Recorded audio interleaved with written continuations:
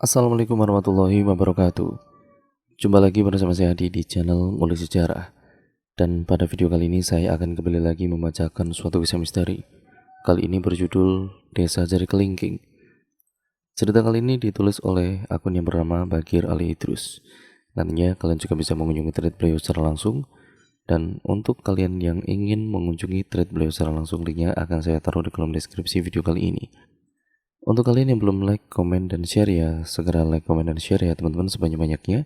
Dan jangan lupa pula untuk kalian yang belum subscribe channel ini dan nyalakan tombol lonceng notifikasinya agar kalian tidak ketinggalan video terbaru selanjutnya dari channel ini. Yuk, daripada kita lama-lama, daripada kita penasaran bagaimana kisahnya, mari kita langsung saja menuju ke ceritanya. Perhatikan baik-baik karena ceritanya akan segera saya mulai.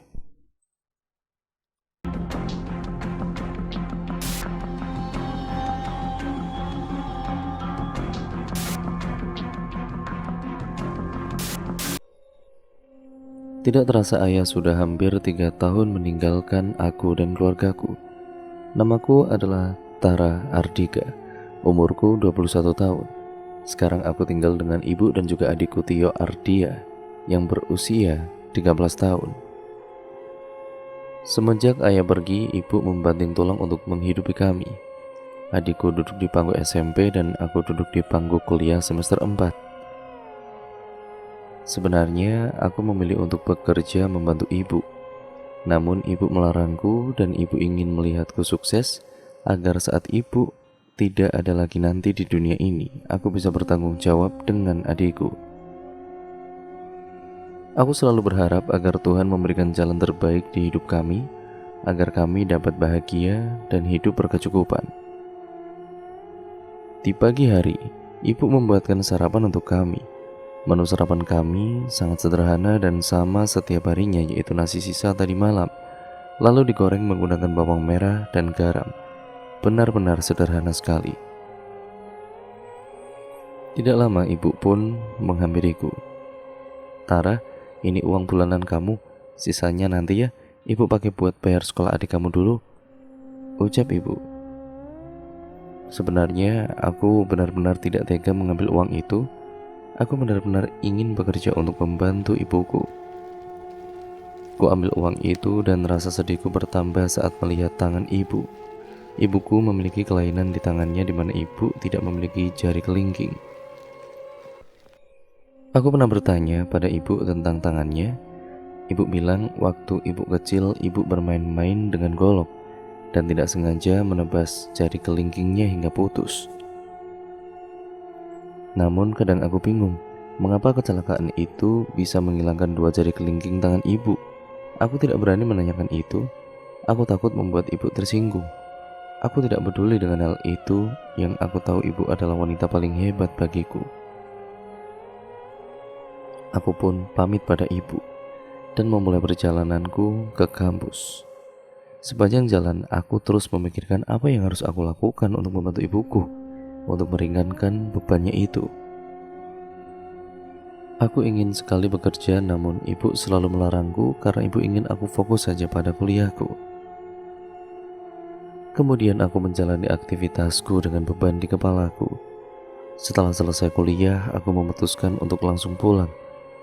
Dan sesampainya di rumah, aku melihat ada 2 orang pria sedang berbincang dengan ibu.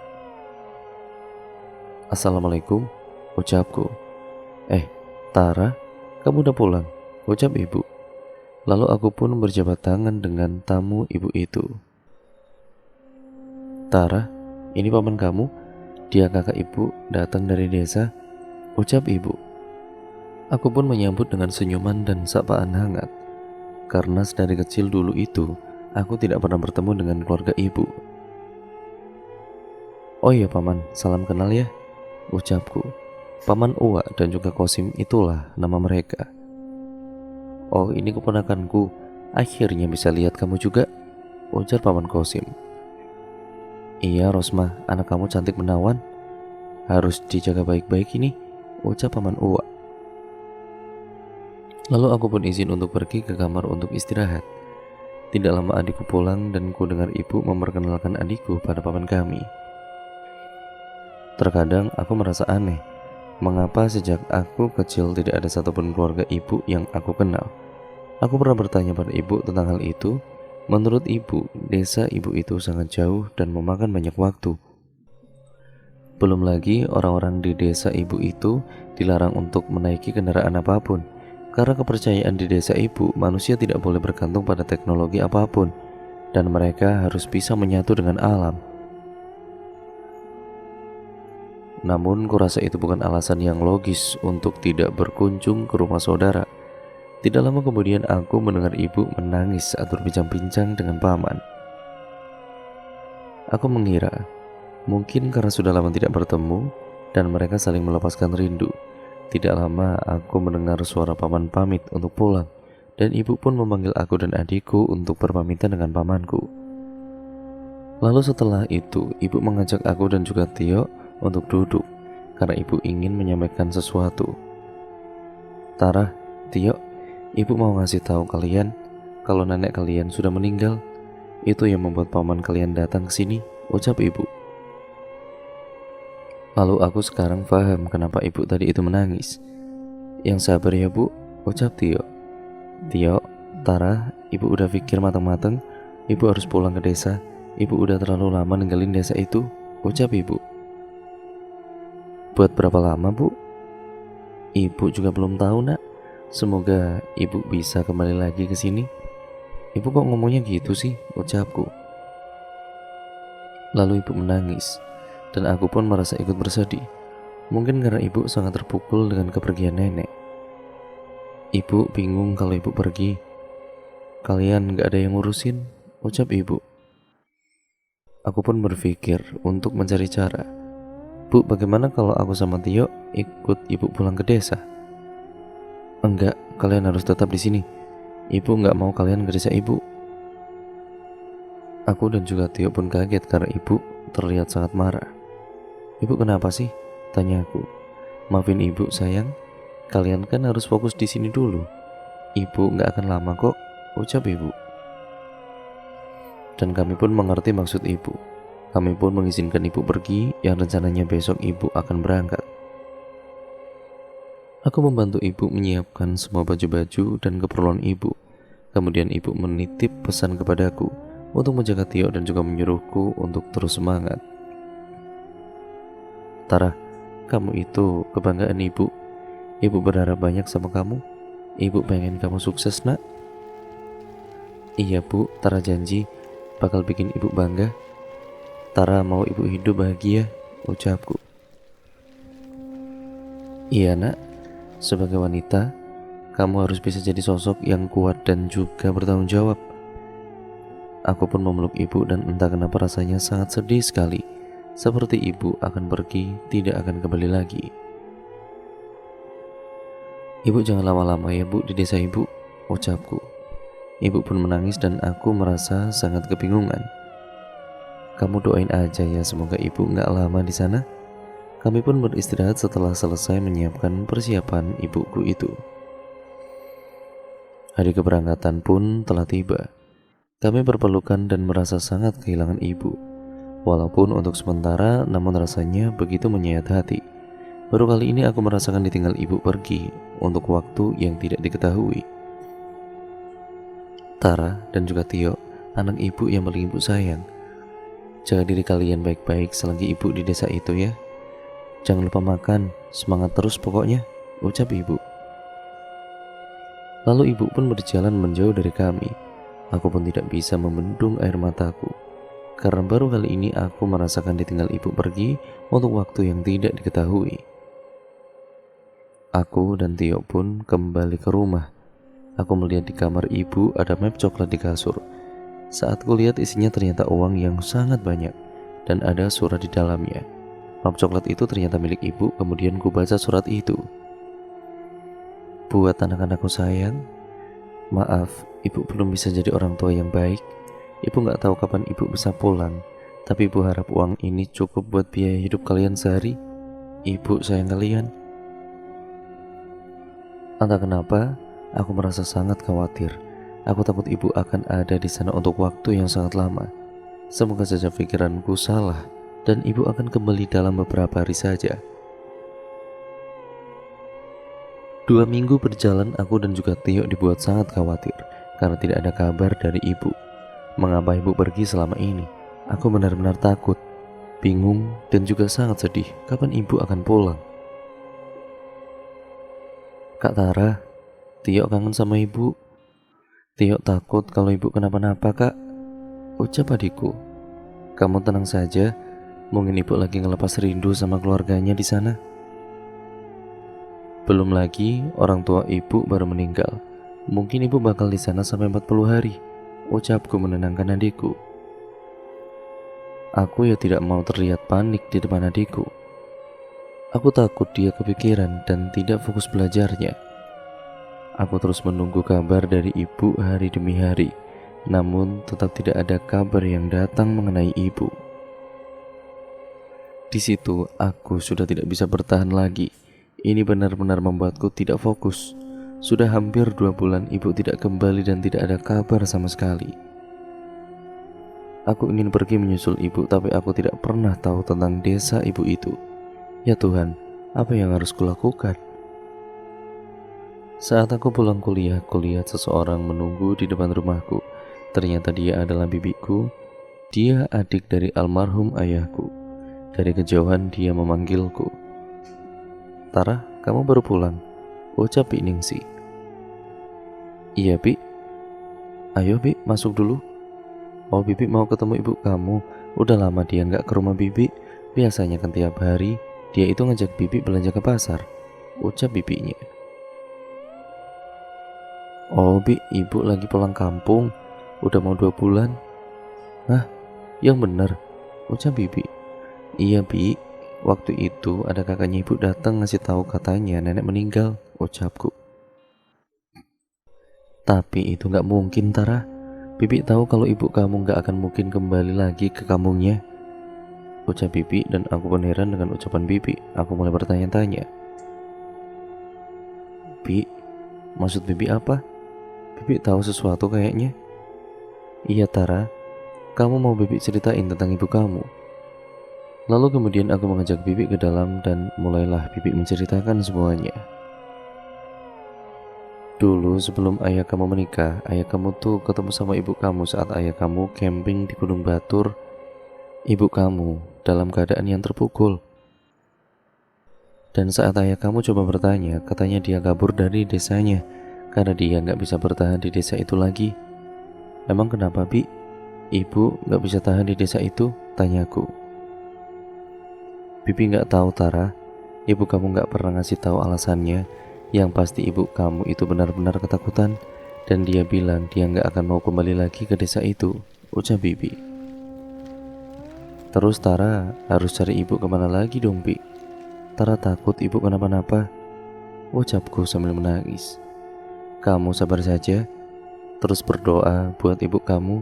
Bibi yakin ibu kamu gak kenapa-napa. Ucap Bibi menenangkanku. Aku pun mulai berpikir untuk mencari ibu. Bibi bilang ibu ditemukan di Gunung Batur. Mungkin aku bisa bertanya ke orang-orang di sekitar situ tentang desa terdekat dari gunung tersebut. Aku pun membicarakannya dengan Tio. Aku berniat mengajak dia untuk mencari ibu. Dan Tio pun mau karena dia pun sangat merindukan ibu. Akhirnya kami kemudian merencanakan besok kami akan pergi dan Tio pun setuju. Lebih cepat, lebih baik. Semoga apa yang kami lakukan membuat kami lebih dekat dengan keberadaan ibu. Kami pun menyiapkan semuanya dan berangkat setelah azan subuh dengan harapan yang kuat kami akan mencari ibu. Perjalanan ke Gunung Batur memakan waktu hampir 4 jam lamanya. Kami menaiki bus untuk menuju tempat pendakian dan pada saat tiba di pendakian suasananya tidak begitu ramai. Ya mulailah kami menanyakan tentang desa terdekat yang ada di situ. Menurut beberapa orang hanya ada 1 desa terdekat di situ. Kami pun pergi diantar ke desa itu dengan menggunakan ojek. Dan sesampainya di sana, agar mempermudah pencarian kami pun sampai di desa itu. Kami mulai bertanya-tanya kepada orang-orang dengan menunjukkan foto ibu. Namun banyak dari mereka yang tidak kenal dengan ibuku. Aku dan Tio bertanya ke setiap rumah yang ada, namun kebanyakan dari mereka tidak mengetahui tentang ibuku. Aku ya hampir putus asa, namun Tio tetap menyemangatiku. "Kak Tara, jangan nyerah ya, insya Allah ibu ketemu di sini kok," ucap Tio. "Iya Tio, kakak cuma capek aja kok. Kita minta tolong ketua RT di sini saja kali ya," ucapku akhirnya, dan kami pun bertanya ke rumah ketua RT di situ. Dan seorang warga dengan senang hati menunjukkannya pada kami. Sesamanya di rumah Pak RT, mulailah kami menjelaskan masalah kami. "Iya Pak, kami lagi nyari ibu kami. Dia udah 2 bulan belum pulang juga Pak," ucapku. "Ibu kalian warga sini?" ucap Pak RT. "Ya itu dia Pak, kami nggak tahu Pak. Soalnya dari dulu ibu nggak pernah cerita tentang kampungnya. Tapi ada yang ngasih tahu saya kalau ibu saya dulu ditemuin di Gunung Batur katanya." Kami pun pamit untuk pulang. Sepanjang perjalanan aku hanya bisa menangis dan memikirkan di mana ibu sekarang. Hari berlalu dan terus berlalu. Aku selalu berharap PRT dari desa itu memberiku kabar tentang ibu. Aku menangis setiap malam, berdoa dan terus berdoa. Pagi pun tiba, seseorang mengetuk pintu rumahku. Saat kubuka pintu itu, ternyata Paman Kosim dan juga Paman Uwak yang datang. Aku menyambut mereka dengan sangat bahagia. "Paman, ibu mana? Kami mau ngasih kabar buat kamu dan juga adik kamu." "Iya Paman, ibu di mana?" "Ibu kalian udah gak ada di dunia ini," ucap Paman Kosim. Mendengar itu aku tidak sanggup menahan air mataku. Aku benar-benar merasa hancur. "Kamu harus sabar nak. Ibu kamu pasti gak mau lihat kamu nangis," ucap Paman Kosim. "Kenapa ibu bisa meninggal? Kenapa?" ucapku sambil menangis. "Ibu kamu sakit Tara, dia gak bisa bertahan," ucap Paman Uwa. "Gak mungkin Paman, ibu dari dulu sehat-sehat saja kok. Dan ibu juga sehat-sehat saja kok pas berangkat. Kenapa tiba-tiba ibu bisa sakit?" ucapku. "Sudahlah nak, kamu ikhlaskan kepergian ibu kamu," ucap Paman Kosim. Aku benar-benar tidak tahu harus bagaimana lagi. Tio benar-benar terpukul mendengar kabar itu. Lalu Paman memberitahu kami untuk ikut dengan Paman. "Kalian ikut Paman ya, kita ke desa buat ngunjungin makam ibu kalian.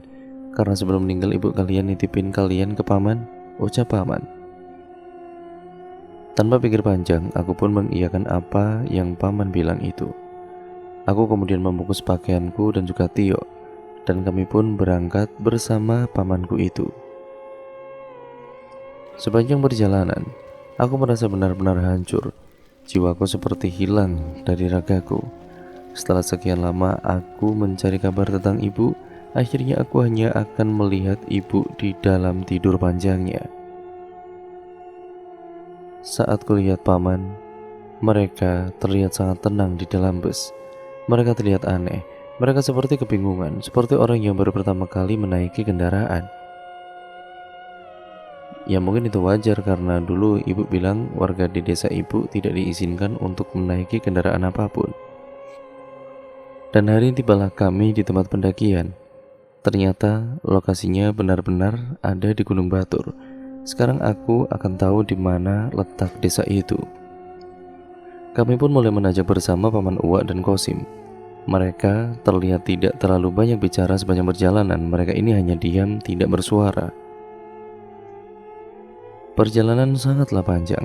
Kami mulai memasuki hutan, dan aku bingung mengapa ada desa yang letaknya memasuki hutan seperti ini. Dan setelah sekian lama tibalah kami di sebuah gapura yang sangat besar. Paman bilang itu pintu masuk ke desa ini. Sebelum melanjutkan perjalanan, Paman menyuruh kami melepas alas kaki kami, karena di desa kami tidak diperbolehkan menggunakan alas kaki. Kami pun menurutinya dan berusaha menghormati adat di desa tersebut. Saat kami melewati pura besar itu, disambutlah kami oleh banyak orang desa yang sepertinya menantikan kehadiran kami. Paman menjelaskan tempat tinggal pria dan wanita dipisahkan. Jadi aku dan juga Tio akan tinggal beda rumah. Dan adat di sini bagi orang baru yang datang, mereka harus berjalan merangkak menuju rumah yang akan ditinggali. Sebenarnya aku merasa sangat tidak nyaman melakukan upacara itu. Kami pun melakukan apa yang paman suruh. Aku pun merangkak menuju rumah yang aku jadikan tempat tinggal nanti. Lalu semua orang yang ada di situ mengelilingi aku dan Tio membentuk jalan. Kemudian mereka semua membungkuk menyentuh tanah, dan saat ku perhatikan, tangan beberapa orang tidak memiliki jari kelingking. Ku perhatikan ternyata semua wanita yang ada tidak memiliki jari kelingking, sama seperti ibu. Kami pun sampai di rumah yang akan dijadikan tempat tinggal kami. Ternyata rumah aku dan juga Tio berseberangan. Itu membuatku sedikit lega karena hanya Tio yang aku miliki di sini. Paman mengingatkanku untuk tidak menggunakan alas kaki. Aku pun menuju ke ruanganku. Paman, kapan aku dan juga Tio bisa ke makam ibu? Tanyaku. Kamu istirahat dulu saja. Hari sudah mulai gelap. Besok kita ke makam ibu kamu, ucap Paman Uwa. Oh iya paman, ucapku. Ya udah, paman pulang dulu. Kalau kamu butuh apa-apa, panggil aja paman. Rumah paman di seberang rumah ini. Tio tinggal sama paman untuk sementara waktu, ucap paman. Aku pun kemudian bingung mengapa aku tinggal sendirian di rumah ini, sedangkan Tio tinggal bersama pamannya. Entah kenapa desa ini sangat tidak membuatku nyaman sama sekali. Belum ada listrik di sini, dan lantainya pun masih berupa tanah langsung yang membuat kakiku selalu kotor. Namun aku harus bertahan dan semua harus kulakukan untuk melihat makam ibuku. Belum beberapa menit aku tidur, aku merasakan dingin pada tanganku. Saat kulihat tanganku, ternyata jari kelingkingku basah oleh sesuatu. Aku mencoba mencari tahu apa yang menyebabkan jariku basah, namun tidak ada apapun di situ. Aku pun kembali tidur. Tidak lama kemudian aku mendengar suara ramai dari luar. Aku pun mengintip keluar dari jendela kecil di ruanganku. Ternyata semua warga desa sedang menghadap ke arah ruanganku sambil mengangkat kedua tangan mereka. Apa yang mereka lakukan? Itu membuatku takut dan aku bisa melihat tangan mereka tanpa kelingking semua, yaitu semua wanita yang ada di situ. Ingin sekali aku berteriak dan lari dari tempat ini, namun aku mencoba untuk tetap tenang. Kupikir itu cuma upacara adat di desa ini, dan aku hanya perlu kembali tidur. Kulanjutkan tidurku dan mencoba berpikir positif. Pagi pun tiba. Aku tidak ingin mengingat apapun yang terjadi tadi malam. Saat kulihat keluar melalui jendela, ternyata semua warga desa masih berdiri di depan rumahku. Apa yang sebenarnya mereka lakukan? Mungkinkah semua warga desa melakukan itu sepanjang malam? Dan tidak lama terdengar ketukan pintu. Saat ku buka, ternyata Paman Kosim yang datang. Kamu siap-siap, kita ke makam ibu kamu ya, ucap Paman Kosim. Oh iya paman, aku siap-siap dulu. Lalu setelah itu paman datang dengan Tio. Kami pun pergi ke makam ibu. Perjalanannya lumayan jauh karena kami harus menyeberangi sungai. Beruntungnya arus sungai tidak terlalu besar, dan sampailah kami di sebuah tempat yang penuh dengan tumpukan batu. Ini makam ibu kalian, ucap paman. Aku pun menangis melihat kuburan ibu. Ya begitupun dengan Tio. Kami ya tentu saja tidak akan menyangka ia akan melihat ibu sudah tidak ada di dunia ini lagi. Paman Kosim terus menenangkan kami agar kami kuat dan juga sabar. Lalu Paman Kosim berkata, Tio dan juga Tara, ada yang mau paman kasih tahu ke kalian, ucap Paman Kosim. Iya paman, ada apa? Ucapku. Paman Kosim dan juga Uwa udah janji sama ibu kalian kalau om gak akan biarin kalian kenapa-napa, ucap Paman Kosim. Iya paman, makasih banyak, ucap kami. Iya, tapi kalian harus janji gak akan ninggalin desa sendirian. Kalau kalian mau pergi, bilang ke paman, ucap Paman Kosim. Iya paman, makasih. Oh iya paman, Tara boleh tanya gak? Ucapku. Iya Tara, ada apa? Tanya aja, ucap paman. Semalam Tara lihat keluar jendela, kenapa warga desa berdiri sambil mengangkat tangan mereka, dan kenapa semua wanita di desa ini tidak punya jari kelingking? Tanyaku. Oh, kamu ngelihat yang dilakukan warga desa tadi malam? Itu bagian dari upacara adat untuk menyambut orang baru yang datang ke kampung kami. Kalau masalah jari itu, ya tradisi adat di mana wanita nggak boleh memiliki jari kelingking, ucap paman. Terus kenapa wanita di sini itu nggak boleh punya jari kelingking, paman? Tanya Tio. Karena menurut kepercayaan di desa ini, jari kelingking itu mengundang Bawak Kowong datang ke desa ini, ucap paman. Bawak Kowong itu apa, paman? Ucapku. Ah, sudahlah, kalian nggak perlu tahu. Ayo kita kembali ke desa. Aku merasa sedikit takut karena aku pikir mungkin hanya aku yang wanita di desa itu yang memiliki jari kelingking. Aku benar-benar ingin secepatnya meninggalkan desa ini. Lalu Tio berbisik kepadaku. Kak Tina, Tio ngerasa aneh di sini. Orang-orang juga pada aneh, ucap Tio. Aku pun kembali berbisik pada Tio. Kamu tenang aja, kakak juga nggak mau lama-lama di sini, ucapku. Jangan harap kalian bisa keluar dari sini, ucap paman Kosim. Aku dan juga Tio pun kaget. Aku kira paman hanya bercanda, namun dia tidak menengokkan wajahnya pada kami dan terus berjalan. Kami terus berjalan dan tibalah kami di desa. Saat itu warga menunggu kami sama seperti saat pertama kali kami datang ke desa itu. Lalu seorang wanita dengan pakaian yang terbuat dari daun mendatangiku dengan membawa sebuah mangkuk yang berisi sesuatu. Kemudian paman menyuruhku mencelupkan tanganku ke dalam mangkuk itu. Aku pun mengikuti semua instruksinya, dan aku tidak tahu cairan apa yang ada di mangkuk tersebut. Berwarna hitam pekat dan lengket. Lalu aku dan juga Tio kembali ke rumah masing-masing. Kemudian paman membawakanku sebuah makanan. Aku mulai merasa tidak nyaman dengan desa ini. Semua yang ada di sini begitu sangat aneh, membuatku tidak menikmati sedikit pun waktu yang kupunya. Aku akan pergi secepatnya dari desa ini. Kemudian aku memutuskan untuk pergi ke rumah paman Kosim. Saat aku membuka pintu dan mulai berjalan ke rumah paman, tiba-tiba adikku Tio keluar dari rumah dan mengajakku untuk membicarakan sesuatu. Ada apa, Tio? Tanyaku. Kak, tadi aku dengar paman Kosim dan juga paman Uwak cekcok, ucap Tio. Mereka cekcok masalah apa? Tanyaku. Paman Kosim bilang kalau kakak harus dikorbanin. Tio gak ngerti maksudnya apa, tapi paman Uwak gak setuju karena paman Uwak udah janji sama ibu buat ngejagain kita, ucap adikku. Astaga, kamu tenang ya. Besok kita pergi dari sini. Coba buat tenang, kakak tahu ada yang tidak beres di desa ini. Tio takut, kak. Tio pengen pulang secepatnya, ucap Tio. Iya Tio, kita bakal pergi dari sini secepatnya, ucapku.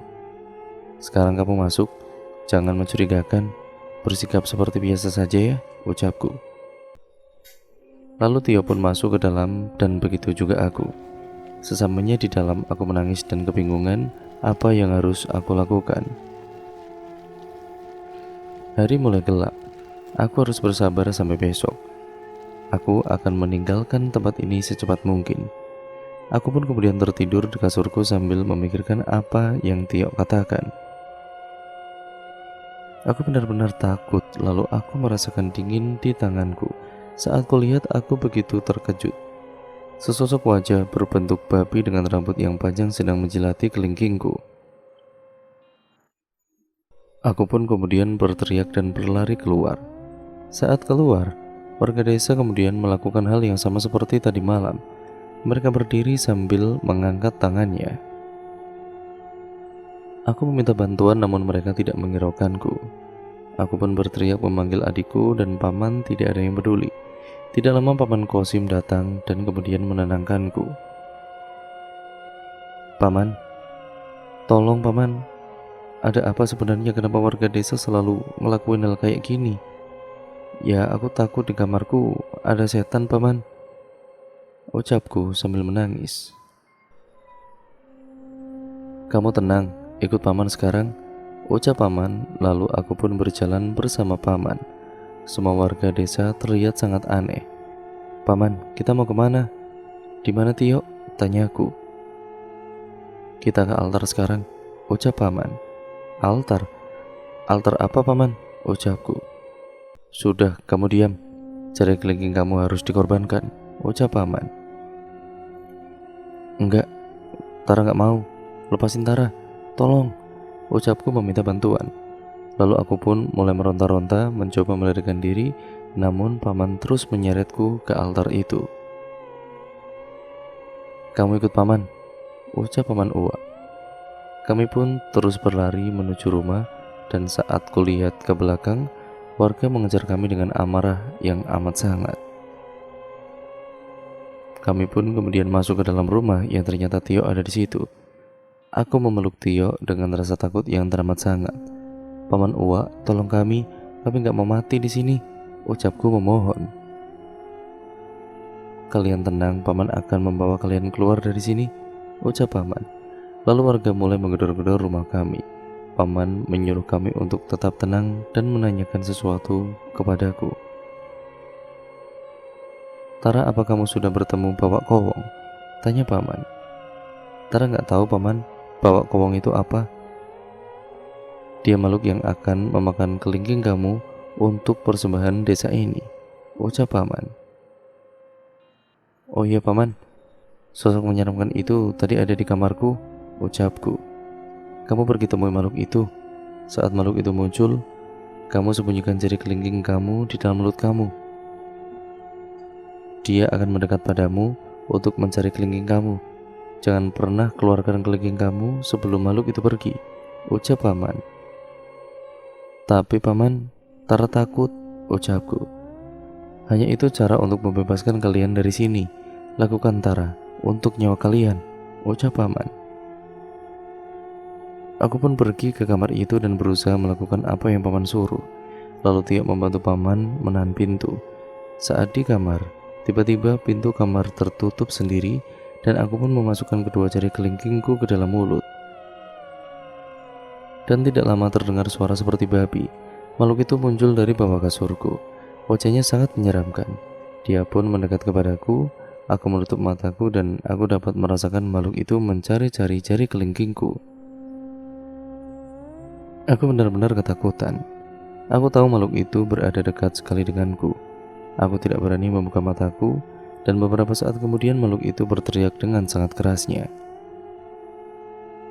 Aku dapat merasakan getaran seperti gempa bumi, lalu pintu kamarku terbuka. Aku pun berlari menuju paman. Kemudian warga desa berhenti menggedor-gedor pintu. Sesaat kemudian mereka merintih seperti orang kesakitan. Aku mengira semua sudah berakhir, lalu semua warga desa berteriak dengan sangat kerasnya. Paman pun merasakan kesakitan di area perutnya. Paman aku pun kemudian membuka pintu itu dan saat kulihat di luar, semua warga desa sedang berguling-guling di tanah, seperti merasakan sakit yang sangat luar biasa. Paman pun tidak lama tersungkur. Kami berusaha membantu paman untuk berdiri. Kalian cepat pergi dari desa ini, lari secepat mungkin, ucap paman. Tapi paman bagaimana? Ucapku. Paman akan mati bersama semua orang di sini karena Bawak Kowong akan membawa semua warga desa ke alamnya. Cepat pergi, ucap paman dengan keras. Kami pun berlari melewati para warga desa yang sedang tersungkur di tanah. Dan tidak lama hujan turun saat kami berlari. Dan ternyata ini bukan hujan biasa, ini adalah hujan darah. Kami pun kaget, namun kami terus berlari. Dan tidak lama kemudian muncul sesuatu berbarengan dengan hujan itu. Saat mengenaiku, ternyata itu jari kelingking manusia. Aku pun terjatuh karena ketakutan. Namun Tio mencoba menolongku dan membantuku untuk bangkit kembali saat kami melihat ke atas. Ternyata Bawak Kowong lah yang memuntahkan darah dan jari dari dalam mulutnya sehingga menimbulkan efek seperti hujan darah. Dan kami terus berlari dan sampailah kami di pura tempat kami datang. Dan pada akhirnya kami pun melewati pura itu, terus berlari melewati hutan yang begitu sangat gelap. Kami tidak tahu harus pergi ke arah mana, karena yang kami lihat hanya hutan yang gelap. Aku dan juga Tio berpelukan. "Kak Tara, kita harus kemana?" "Tio takut banget kak," ucap Tio sambil menangis. "Kita harus keluar dari hutan ini. Kita lari terus Tio. Kita pasti bisa keluar dari hutan ini," ucapku. Lalu sayup terdengar suara wanita memanggil kami. Kami mencari sumber suara itu dan tidak lama kemudian muncul cahaya dari kejauhan. Aku melihat sosok wanita yang ternyata adalah ibu. Dia menuntun kami keluar dari hutan itu. "Ibu," ucapku. "Kak, itu ibu." Kami pun kemudian berlari mengejar cahaya itu. Saat dekat dengan cahaya itu, kami tiba di suatu perkemahan. Aku berteriak meminta tolong. Orang-orang di perkemahan itu mendekat dan mencoba menolong kami. Aku memeluk Tio dan kami pun dibawa ke desa terdekat. Saat sampai di desa itu, ya ternyata itu desa saat aku dan Tio mencari ibu. Kemudian Mbak RT datang pada kami dan bertanya pada kami apa yang terjadi. Aku berusaha menceritakan semuanya. Pak RT sedikit bingung karena lokasi yang aku ceritakan tidak mungkin ada di desa sana. Aku terus mencoba meyakinkan Pak RT. Begitu juga Tio. Lalu seseorang datang membawa kabar bahwa ada longsor di wilayah gunung. Dan itu terjadi selang beberapa jam saat kami keluar dari desa itu. Pak RT menyuruh kami untuk beristirahat. Aku dan juga Tio pun tertidur dan saat kami bangun Pak RT dan istrinya menghampiri kami. "Ada longsor neng di gunung," ucap Pak RT. "Terus Pak," ucapku. Pak RT bilang saat evakuasi banyak mayat di sana dan kebanyakan mayat wanita yang ditemukan tidak memiliki kelingking. Pak RT dan istrinya pun percaya dengan apa yang aku ceritakan lalu. Setelah kondisi Tio dan juga aku sudah mulai membaik, kami pun pamit kepada Pak RT dan juga istrinya untuk kembali pulang ke rumah. "Kak, aku senang bisa lihat ibu walau sebentar," ucap Tio. "Iya Tio, ibu nyelamatin kita dari hutan itu. Paman juga udah berjuang buat kita sampai akhirnya kita selamat," ucapku. Walaupun banyak hal buruk yang terjadi dan kami pun harus mulai terbiasa hidup tanpa ibu, aku yakin ibu selalu melihat kami dari tempat yang jauh dari sana. Dan semoga aku bisa menjaga Tio sampai waktunya dia bisa hidup mandiri ke depannya. Dan cerita pun akhirnya selesai sampai di sini ya teman-teman. Terima kasih untuk kalian semua yang sudah menyimak video kali ini dan cerita kali ini. Bagaimana menurut kalian cerita kali ini? Kalian bisa komen di bawah ya teman-teman. Karena cerita ini sangatlah menarik, yang banyak terkandung juga pesan moral yang ada di dalamnya. Yang baik kita ambil dan juga yang buruk kita buang jauh-jauh ya teman-teman. Agar kita menjadi manusia yang jauh lebih baik lagi ke depannya. Ambil semua itu untuk keperluan itu ya teman-teman, untuk kebaikan tentunya. Sekian dan terima kasih, kurang lebihnya mohon maaf. Video ini saya akhiri ya teman-teman. Jangan lupa untuk kalian like, komen, dan share sebanyak-banyaknya karena itu membantu kami. Dengan itu ya kalian membantu channel kami ini menjadi channel yang jauh lebih baik lagi.